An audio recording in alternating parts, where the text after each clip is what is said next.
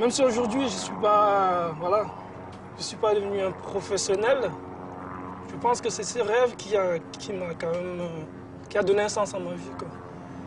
Moi je dis souvent heureusement qu'on a le foot. Parce que si on n'avait pas le foot, je ne sais pas ce qu'on deviendrait. En prenant l'apparence de Dieu vivant et s'imaginant dans la peau de Roger Mila, Samuel Eto'o, Pelé, Maradona, Ronaldinho, Zidane, de jeunes footballeurs africains débarquent en Europe en courant derrière un ballon. Si quelques rares champions parviennent à se faire une place au soleil, on ne compte plus ceux qui restent sur le carreau, les footballeurs clandestins ou en passe de le devenir, qui frisent le hors-jeu à tous les sens du terme. Vu d'Afrique, émigrer avec la balle est un rêve de môme. Aller chercher l'argent où il se trouve, marquer des buts, briller dans l'arène sportive planétaire, c'est l'Eldorado à portée de ballon. Pas de flics en embuscade sur les bancs de touche, pas d'embarcation qui chavire à proximité des détroits, pas de mort violente, pas de camp de rétention, alors rêvons.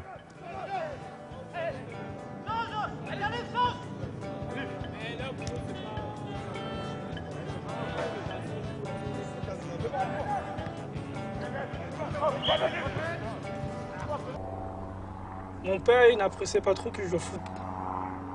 Le foot au Cameroun, c'était pour des délinquants, en fait, à l'époque. C'était des enfants ratés qui faisaient le foot. Et j'ai commencé très tôt à jouer vraiment la vraie compétition. Et là, je me suis dit, j'ai commencé vraiment à être prêt pour mon rêve. Au départ, déjà, c'était pas pour l'argent. Mais après, on s'est dit, ouais, si aujourd'hui, ils arrivent à gagner leur vie et faire que ça, pourquoi pas nous? Et on rêve aussi de cette vie-là, avoir peut-être une grosse villa, de grosses voitures, faire que du foot tout le temps. Je me disais, si j'arrive à m'en sortir au Cameroun, qui est un championnat vraiment rude, où les joueurs, il y a des très bons joueurs, je me disais, pourquoi pas déjà aller voir ailleurs. Moi, j'ai un frère qui est venu en Europe très tôt. Pour les études, il a eu une bourse. Et moi, je me suis dit, si mon frère est là, certainement un jour, je me ferai venir aussi en Europe. Donc pour moi, c'était presque acquis, quoi. Dans ma tête, j'ai vécu avec ça. Je savais qu'un jour, je serais là.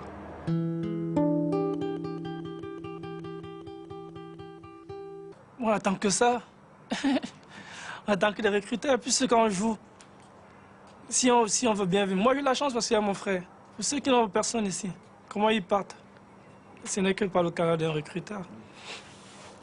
Et je me souviens une fois, il y a un monsieur qui est venu au Cameroun, un Hollandais. Et il allait à peu près, il allait dans toutes les équipes où il prenait des meilleurs joueurs, où il allait faire une autre sélection pour pouvoir faire venir des joueurs en Hollande. Je me rappelle que j'avais été sélectionné dans le groupe. Et il a fait de nouveau une sélection, où de nouveau j'étais dans le groupe. Mais après, il y a eu une histoire un peu bizarre et mes parents ont refusé de me laisser traiter avec ce monsieur parce qu'il y avait eu une histoire de pédophilie, un truc comme ça. Donc c'était un monsieur il était en Hollande, il était dans un réseau. Et ma famille a su ça à temps et j'avais arrêté de... Ses premiers pas en Europe, le footballeur masqué les effectue dans le centre de formation du Havre. Il n'a pas encore besoin de se cacher. Bon pour le service. Ses papiers sont en règle. C'était pas ce que j'avais imaginé de l'Europe en fait. Pour moi, l'Europe c'était des buildings, un peu comme la ville de New York en fait. Moi j'imaginais il y a des gratte-ciel partout. Je suis arrivé dans un tout petit village, j'ai dit mais c'est quoi, je suis où là? Et je voyais personne. Au Cameroun, là, tu voyais du monde. C'était comme j'habitais dans un quartier populaire, c'était voilà. Du coup, je me suis retrouvé tout seul comme ça, dans un coin perdu comme ça. Donc j'étais tout le temps enfermé, j'étais tout le temps à la maison à regarder la télé. En plus, ça arrivait à une période où il faisait ce temps-là, il faisait un peu froid. Franchement, ça me déprimait, pas voir le soleil, pendant 2-3 semaines. Et un jour, il y a le soleil qui est sorti. Et je ne savais pas qu'il faisait froid à l'extérieur. Donc je me suis dit, ah, c'est le soleil, c'est qu'il fait beau.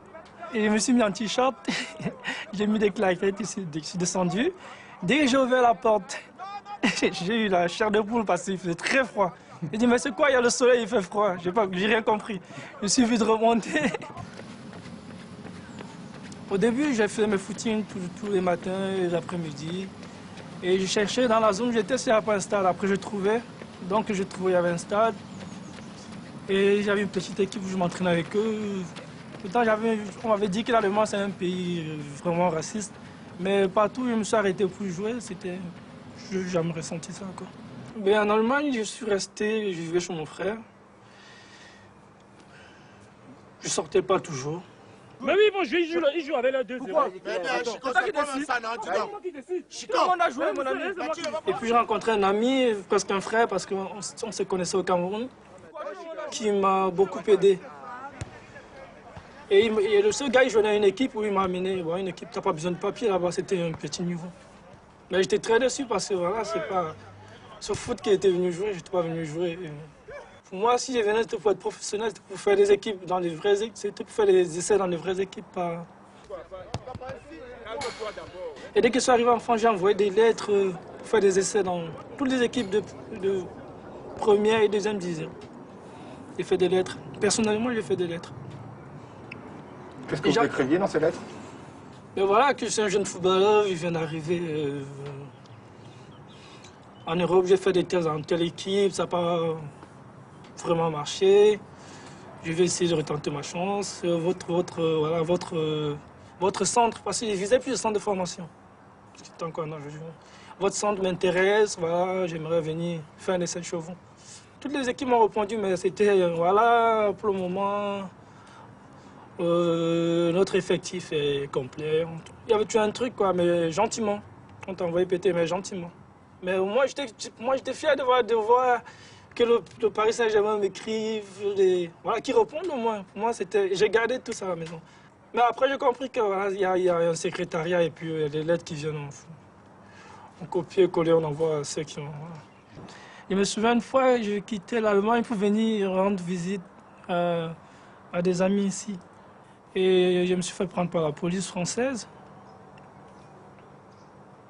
Après qu'ils m'ont envoyé chez les Allemands, c'était atroce chez les Allemands. Pourquoi? Mais ils m'ont mis dans une petite cellule où ils m'ont fait un fouille au corps, comme si j'avais un trafiquant de drogue. Ils m'ont mis dans une cellule. Ils me posaient plein de questions. Ils me réveillaient. J'ai passé la nuit là-bas en plus. Ils me réveillaient la nuit. Pour me poser des questions, c'était infernal. Dans une petite cellule. Et le lendemain matin, ils m'ont mis des menottes comme un brigand. Ils m'ont amené... Quand je repense à ça, ça me... Bon, Claudio est resté, il a signé. Et moi, ils m'ont demandé de rester à l'équipe 2. Moi, je n'étais pas d'accord parce que les conditions, c'était pas très intéressant pour moi. Peut-être parce que je n'étais pas assez bon. Il y a aussi ça. Vous l'avez pensé parfois? Des fois, oui. Je l'ai pensé, ouais. Mais quand tu vois qu'il y en a qui étaient encore meilleurs que toi, qui ne sont pas quand même arrivés, tu te dis non, c'était pas ça. Il a manqué peut-être le facteur, je sais pas, chance. Oh là là, les facettes. Et si votre petit frère qui joue aussi au football veut venir en Europe, vous allez lui dire quoi? Et voilà, je dis tout à l'heure, je ne suis pas devenu un dieu des stades ou un dieu du foot, mais je suis quelqu'un de... Le foot m'a amené cette discipline, m'a apporté cette discipline qui m'aide aujourd'hui à m'en sortir dans la voie qui est la mienne aujourd'hui. Je dois que ça au foot. Mais vous ne leur direz pas à ces jeunes joueurs que l'Europe ou le foot, c'est pas le paradis? Je leur dirais ça, mais qui va t'écouter? Tu peux dire ça à qui tu veux, mais personne ne t'entendra. Parce qu'ils verront bien que... Ils ne voient pas comment on vit ici tous les jours. Quand tu vas revenir au pays, ils verront bien que tu n'es plus le même, tu es devenu quelqu'un de respectable, entre guillemets. Et toi, tu leur dis ça. De quel droit? Alors que toi, il y a quelques années, tu aurais tué pour venir là. Pour eux, si tu leur dis ça, c'est... Quelque part, c'est... Je dirais pas, il y a un peu d'ingratitude. Moi, je pense sincèrement. On peut venir jouer, mais peut-être ça ne marche pas, on va souffrir. Mais ils souffrent encore plus, ces jeunes. Mais ici, la différence avec ici, c'est que tôt ou tard, tu finis par avoir une situation. Moi, j'ai fait quelque chose de ma vie aujourd'hui, j'estime. Parce que je me suis retrouvé dos au mur. Et là, tu as des capacités qui naissent en toi. Tu es obligé de t'en sortir. L'héros, ce n'est pas le paradis, mais